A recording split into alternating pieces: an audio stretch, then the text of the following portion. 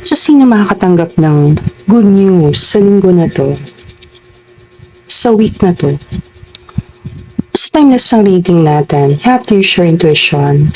Pwede mahalagay number 5, number 4, or number 9. 5, 4, 9.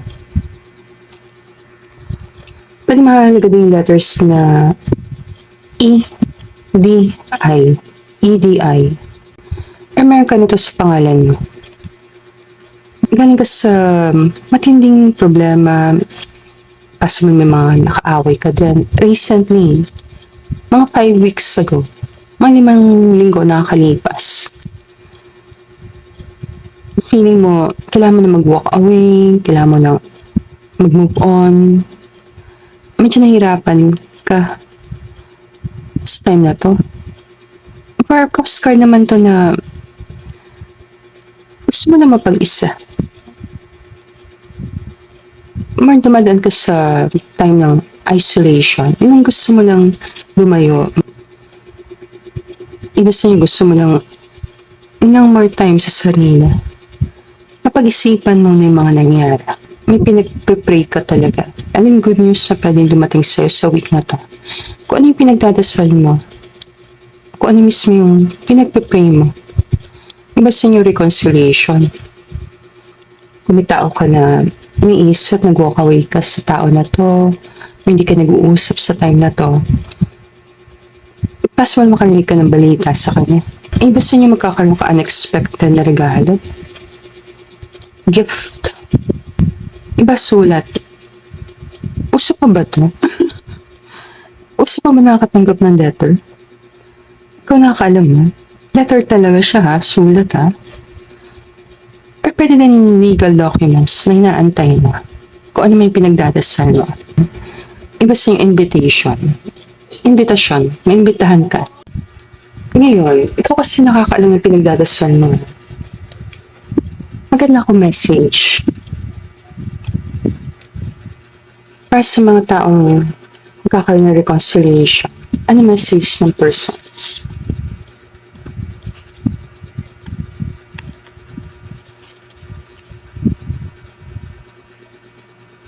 You are so special to me.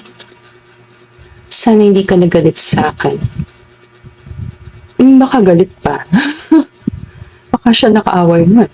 Siya nakaaway mo ng 5 weeks ago. Estimate lang yung mga 5 weeks ago. Sana hindi ka nagalit sa akin. Ang ikaw nakakaalam. Bigay ko lang ang message ng person. Iba sa niyo makakatanggap ng good news.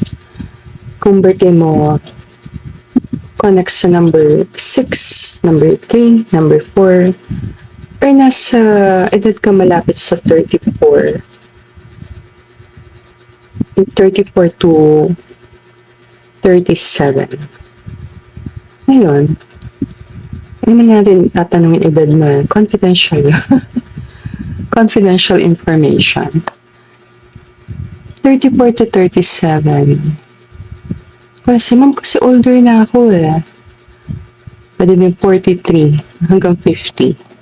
Ano ikaw nakakaalam ba't ito yung mga edad na binigay ko? Lalo na kung very memorable ang childhood mo and marami kang mga kapatid na babae.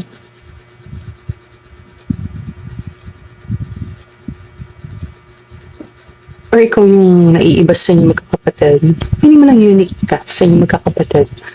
Or something unique sa. Ito yung malaga dito yung letters. F, L, F, L, Y. Fly. May pangarap ka bang makapunta sa ibang bansa? I-describe ko lang yung tao na makatanggap ng good news sa week na to. So, dito tayo sa second group ng mga tao na makatanggap ng blessing. So, sa pakamalagay sa yung mga numbers na 6, 3, and 4, or malapit ka sa edad na 34 to 37, or 43 to 50. And maganda yung childhood mo, very memorable. Plus, marami kang mga kapatid na girls ang feeling mo very unique ka. Kung pinakakakaiba sa inyo magkakapatid. Kung bakit ganon, pwede mo pag-aralan why. Bakit feeling mo kakaiba ka? And kung connect ka sa mga letters na F, L, Y, fly, kung ano meaning sa'yo ng fly, paglipad, possible yung gusto nyo, may pangarap ka makapunta sa ibang bansa, pero nasa ibang bansa ka na talaga. Pag-aralan, kung anong meaning sa'yo ng mga letters na yun, numbers na yun. Describe ko lang yung tao na makakatanggap ng blessing. Anong possible blessing? May magkaroon ng reunion. Magkita-kita kayo ng mga tao na matagal mo hindi nakikita. Kaya naman ng special occasion sa week na to. Special gathering. Kasama mga kaibigan, family. May-share reunion. Gusto nyo magkakaroon ka ng milestone. Manage mo na yung milestone na yun. Kung ano yung milestone na yun para sa'yo. Basta nyo, kung naghihintay ka na makapasa, kung ano man yun, ipapasa mo, hindi, claim mo, ito yung reading mo. Kung hinihintay ka lang na bagay na kailangan mo ipasa. Basta nyo more pera. Kasi 4 pentacles nandito, so pwede ka magkaroon ng bonus, pwede ka magkaroon ng extra money, pwede rin pocket money. May tao na nagtatago ng feelings sa mag-open up siya sa'yo. Mag-confess ng tao na to sa'yo nang nararamdaman niya.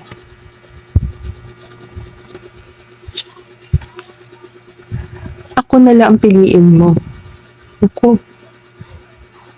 Baka meron kang pinagpipilian. Ikaw ang pipili ha. O gusto mo ikaw gagawa ng decision. Sino pipiliin mo? Postman, ikaw pa yung pipili. Message na dito, ako na lang piliin mo. Ngayon, punta tayo sa final group. Yung mga makakatanggap ng blessings sa week na to. Pas mamalaga sa numbers 5, 9, and 18. Pwede na 17. 5, 9, 18, 17. 5, 9, 18, 17. Pas mamalaga ang letters A, M, L, S, P. Okay ba? Ang letter J. Ang dami mo. A, M, L, S, T, J. Okay ba? Pag-aralan. Anong connect ng mga letters na to sa'yo? So, possible sa time na to medyo nagka-issue ka sa financial. Kung ano mang meaning ng financial issue. Marami kasi siyang meaning like financial issue, mayroon kang binayaran ng malaki, or nagkaroon ka ng problema sa pera, or nakapil ka na, parang nagigipit ka. And ay napenta ka sa ng financial stability. So, pas wala karamdam ka ng feeling financially insecure, na insecure pag pinag-uusapan ng kaperahan. So, more nakaranas ka ng pagbaba, pagkonte, kung lasim, mag-business ka, kung konti yung kliyente, kung konti yung mga customer, or kung lasim naman nasa work ka, feeling mo, hindi ka ganun ka-productive, wala yung energy mo sa ginagawa mo. Parang naman lang parang nadidrain ka, napapagod ka, nababurn out, or nawawala lang sa focus. Hindi mo naman is more takot. So, as may takot na ano yung mangyayari sa future ko, ano yung darating sa akin, ano yung mangyayari sa kaperahan ko. So, dahil puro pentacles nandito, ano yung pinaka-possible na pwedeng dumating sa'yo sa week na to? Kung may problema ka sa financial, kasi meron kang financial problem, then pinakamataas ng posibilidad is masolve yung financial problem mo. Naghintay ka ng tulong, financial help, may shop kaperahan. Kung sinahirapan ka sa pera, naghintay ka ng tulong, ng loan, or may binibenta ka, hinihintay mo mabenta to, or kung meron kang business, and hinihintay mo medyo gumanda yung business mo, pwede ka maka-receive ng magandang balita dito sa bagay na kailangan mo para makaangat-angat ka. Tingin ko na meron kang financial problem na masasolve. Meron ka lang issues sa kaperahan. Mas wala kang pakialam sa love life. Puro pera pinag-usapan natin. Mas wala hindi ka masyado focus dun sa love, hindi ng issue mo. May financial, may sa career, may sa kaperahan. Mas mamahalagang color, red. May mga dogs din dito eh. Eh kung meron kang pet na dogs, lalo na kung dalawa or higit pa, 2-5 lang. Yung kung let's say na, kasi meron ako animal shelter eh. Kasi may mga napapanood ako sa Facebook ng mga tao na may mga animal shelters, yung mga kumukuha sila ng mga dogs na nakikita nila sa lansangan, yung mga napabayaan, and then tutulungan nila. Kung let's say nagkakaproblema ka sa animal shelter mo, kung meron ka nito, ni-claim mo na magkakaroon ka ng financial support. May mga tao magsusuporta sa tinataguyod mo. Or kung let's say may project ka, feeling mo kulang ka pa ng investor, then i-claim mo na darating yan. Ang topic kasi natin, sino ang makakatanggap ng blessing sa week na to?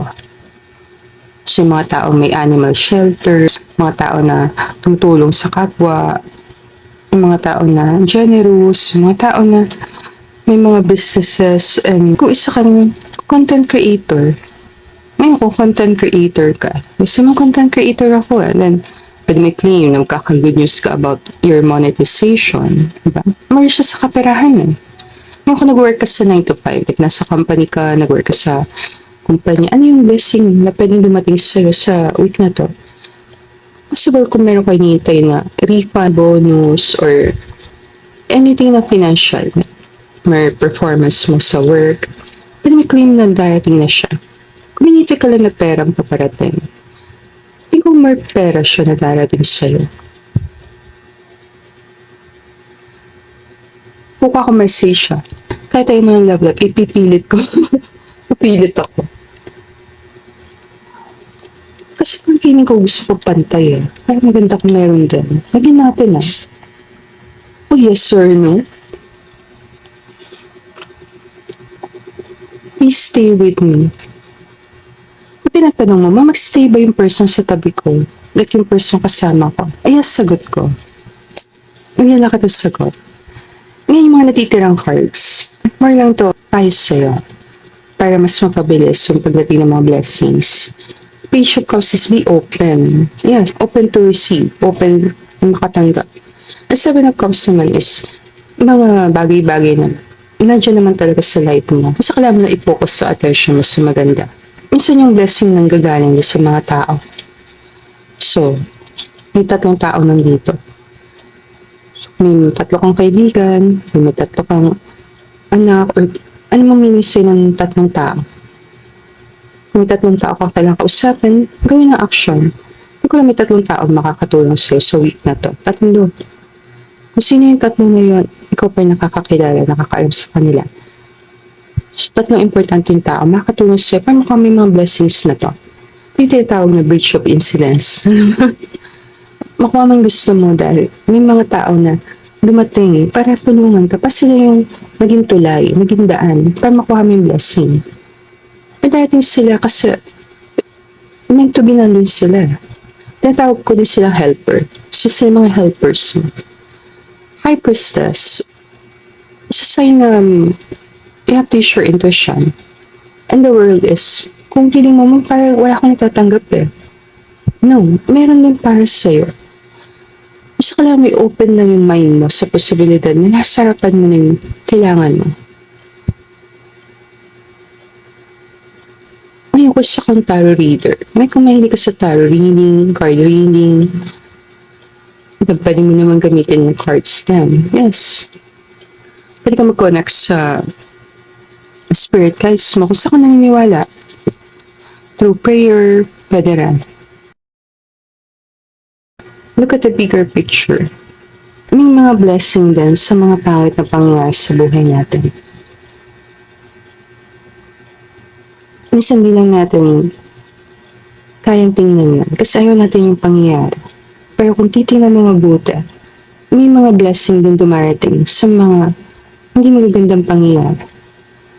So kung dumadaan ka sa mga hindi magagandang pangyayari, i-claim mo na may blessing doon. May dahilan kung bakit nangyayari yan. Pero wala na ako as sa reading. You have to use your intuition dito sa mga messages na na-channel natin sa reading na to. Thank you sa panonood ng video natin. And I'll see you again on our future reading. Namaste.